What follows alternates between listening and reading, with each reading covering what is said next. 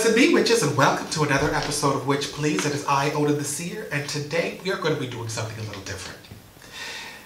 I get a lot of emails from people asking for my assistance. They can't get anywhere in their life. No matter how hard they try, there's something there. There's a block. And what I've learned in my many, many years of doing this is that it's the mind that we chose. It's designed to stay closed. We buy into illusions that do not help us in any way, shape, or form. We all want to be that lone wolf. We can do it alone. We can make it alone. Let me be the first person to tell you, that is bullshit. I am a strong witch, but I can't do it alone. Okay?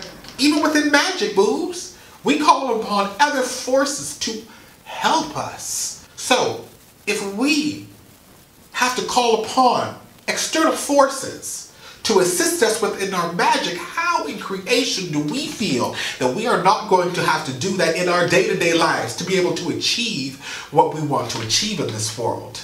It's impossible. I had a wonderful experience. I met one of the richest people I've ever met in my life. He's a lord, very, very wealthy. And I asked him, how did you make your money?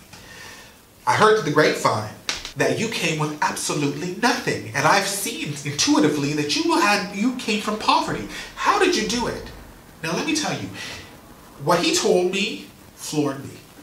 I was not expecting that.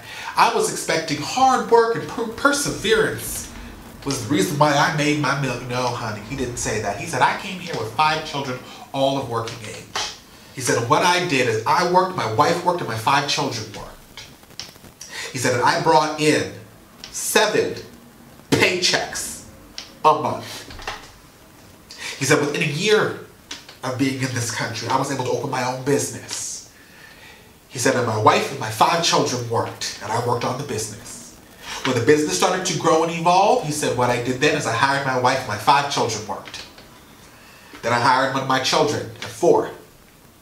Then 3, then 2, then 1, then all of us were working on the business, and the business was growing and growing and growing, and I started to hire other people because I needed to, because my business was doing so well.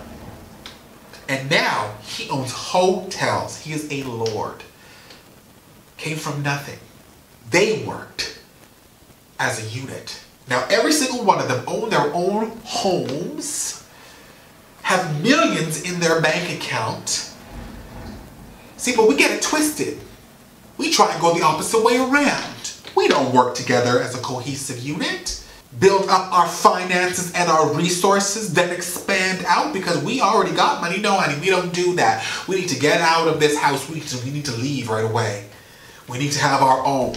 We need to do this. We need to do that. Then we're 50, 60, 70 years old, stealing cans of tuna from grocery stores just to be able to sustain ourselves to the end of the month. If anybody has ever read the book, The Art of War, divide and conquer, boom.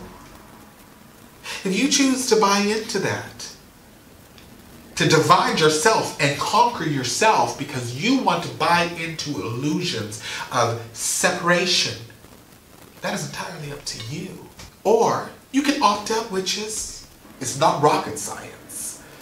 Working as a team gets a lot more work done than ever working alone. And that is the reason why I am going to teach you this spell today. This is about friends, okay? It is about building a strong support unit that will allow you to be able to, again, opt out of the illusions. Build yourself up with the people that matter to you. Create a destiny, a reality with half the work, but 100-fold the benefits. I'm going a little hardcore with y'all today, right? Because this is something that I'm very passionate about. Now, don't get me wrong. I understand. We've all been hurt. We've all had experiences where the people that we trust and love the most have taken us for granted. I get it. I would rather, I feel you Witch Please family, suffer a little to be able to take that chance, to be able to change your reality, than to buy into the illusions to become prisoner of a perspective that may not be, which I'll tell you flat out is not allowing you to achieve your goals and dreams. One is a moment in time, boo. The other is a lifetime. And if I'm going to suffer, I'm going to suffer with the possibility of achieving my goals and dreams, rather than suffering a lifetime so that I don't have to suffer to begin with. That makes no sense. Take a chance. Not all of us have family. But family isn't the person who birthed you. Family is who you make them.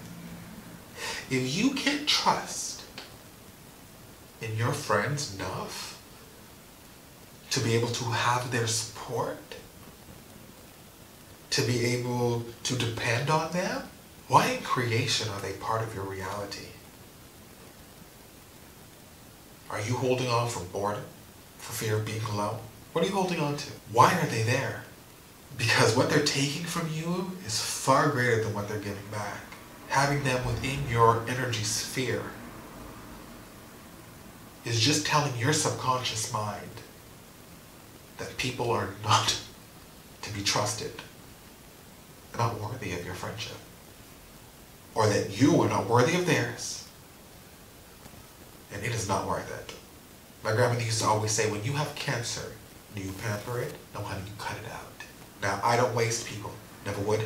But I will tell you this. If I can't trust you, I can't be around you. When I was growing up, my grandmother used to always say to me, there was, honey, every time I'd go to the kitchen table, it was an event because I never knew who was going to be there, right? You never knew. It could be it could be people from up the road, it could be people from different countries, honey. There was always somebody different in the house. And why was that? Because the doors were open. I learned to cook from my grandmother. I don't know how to cook for a small group of people. For 2, 3, I don't. I am forever cooking large amounts of food. My grandmother, we never had a little pot of rice, right? We had a pot of rice. And if people couldn't make it because they had mobility issues, honey, after we finished eating, we had to do the rounds. And oh, no. You could not go to a person's house and be like, here's your food, have a good day, right? No. You needed to be like, I brought your meal, is there anything I can do for you? Oh, really? Absolutely. I will be more than happy to go and move that for you. Oh, really? Your grandson did? That's fantastic. Oh, you must be so proud. My grandmother always said there's some things that you do in this world, baby, that will develop your pockets. The other things that you do that will develop your soul. Our souls are connected. We need each other. It's not about want. We need each other. Our world is in more turmoil than it's ever been in. And the further we grow apart, the more dangerous and the more things that happen in this world that we are destroying ourselves, people. If we connect ourselves to each other, or screw that, because we're already connected, when we realize our connection to each other, can we do the things that we do to each other? Can we turn around and say, oh, it's perfectly fine to waterboard this person because we need to get information? Can we do that? No, we can't do that. Can we walk by somebody on the street and be like, oh, that person's suffering? Oh, well. Can we do that? No, we cannot. We want to change our lives. We want to change our reality. Honey, well, it starts with knowing, realizing that you can't do it alone. I need a cigarette.